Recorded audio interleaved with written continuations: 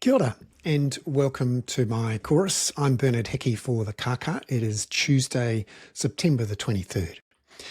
I wanted to talk today about population growth, where it comes from, and how it's been used by both flavours of government over the last 20 years to grow GDP in a cheap, sugar-fueled way that means politicians don't have to ask voters for higher taxes or to increase debt to pay for the infrastructure for all of this migration.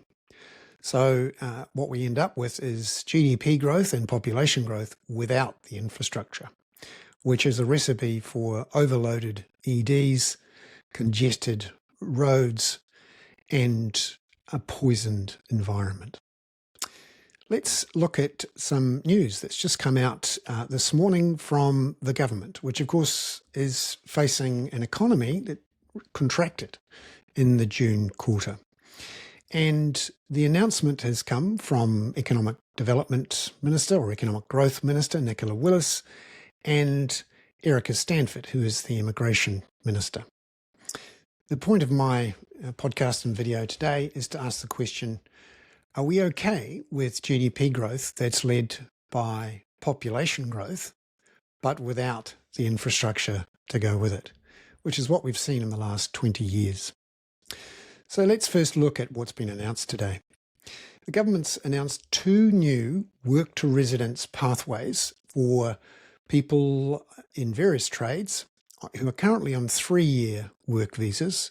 They're supposed to leave the country after 3 years, although many do get rollovers, and essentially loosening the restrictions on applying for a residency visa so that someone working for as little as a year and a half, 18 months, on the median wage of $33.50, about $69,000 a year. And these professions, trades include the likes of hairdressers, painters, bricklayers, tilers, panel beaters, chefs, cooks, gardeners. And also there's an announcement to make it faster for students to get residency.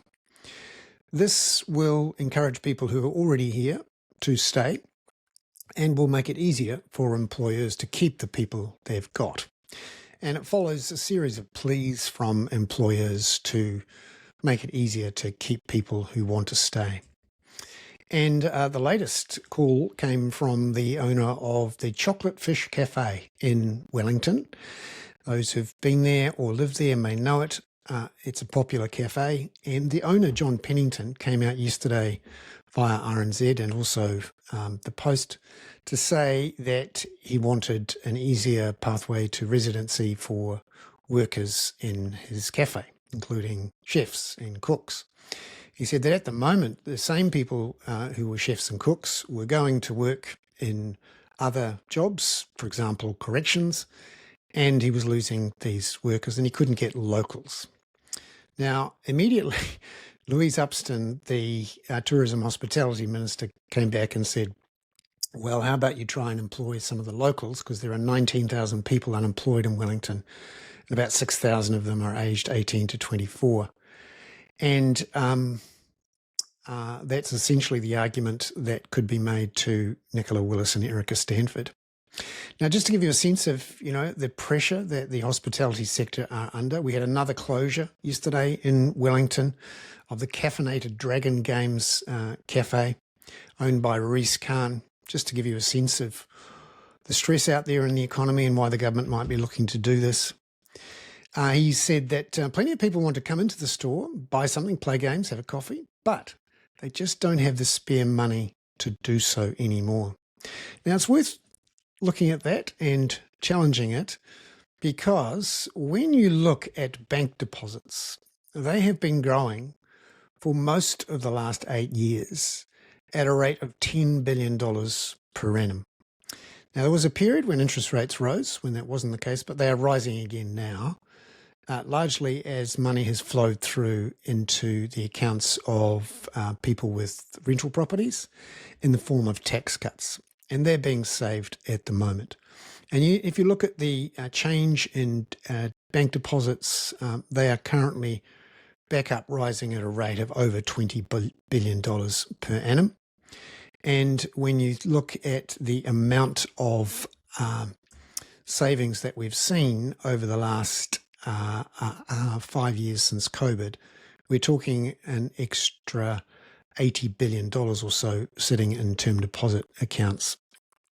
And that is before you look at the $20 billion extra that's been repaid on mortgages. So the point I'm trying to make here is that there are complaints about the economy not growing fast enough. And one of the reasons is that the people who got the tax cuts and also who got the payments during the COVID crisis as job subsidies put that in the bank and haven't spent it. That's because they are those who are wealthier in New Zealand and don't spend 100% of their income. Essentially, we have a liquidity crisis driven by an increase in the share of wealth and income going to those who spend less of their money as a share of the total income. Now, just a couple of other bits and pieces that have cropped up today. New report out of Environment Canterbury showing that over a third of Canterbury's rivers are unswimmable, and that's no improvement from last year. And the quality of all of the different places where you could go swimming, rivers and lakes and seas, have been deteriorating for the last 5 years or so in Canterbury. And a few places there where you don't want to go swimming, including the Waimakariri, the Hurunui and the Waipara rivers. Now, another thing that's cropped up today, the Select Committee considering the legislation for the allowing 70 square metre granny flats came back. The report from the Select Committee came back, and they want to make sure that people who do create one of these granny flats, which by the way are now being marketed as 2 to 3 bedroom homes, that they are subject to consents when there's a natural hazards issue, and of course when they need plumbing and drainage. And that was a unanimous report. Now, in the papers today, the Post leads with our position on Palestine being unclear, and also that call for residency. Interestingly, out of the Waikato Times, there's another surge in stories about rates increases and an extension and its consent for the extension of the Waikato Expressway.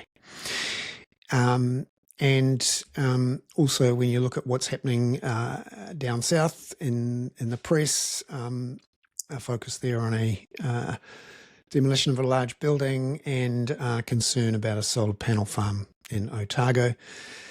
RNZ's leading this morning with a good scoop about the issues with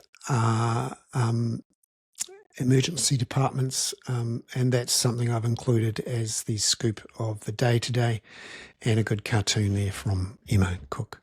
I'm Bernard Hickey. It is Tuesday, September the 23rd. Ka kite anō.